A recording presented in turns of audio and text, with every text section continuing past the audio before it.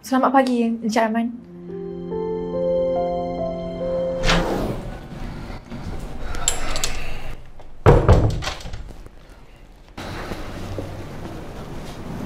Dia itu Siti. Muka dia nampak ayu. Kenapa aku tak pernah perasan sebelum Selamat pagi, Encik Arman. Morning. Kenapa awak pakai baju sama macam semalam? Awak tidur sini.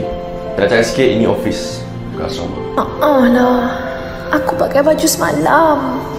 Siti, pastikan report siap by lunch. Saya tak nak lambat. Kenapa aku rasa nak senyum bila aku tengok dia macam tu?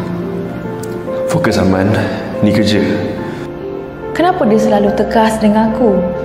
Tapi kadang-kadang dia macam peduli. Kenapa aku tak boleh dengar suara hati dia? Jangan lupa like, share dan follow Du Drama.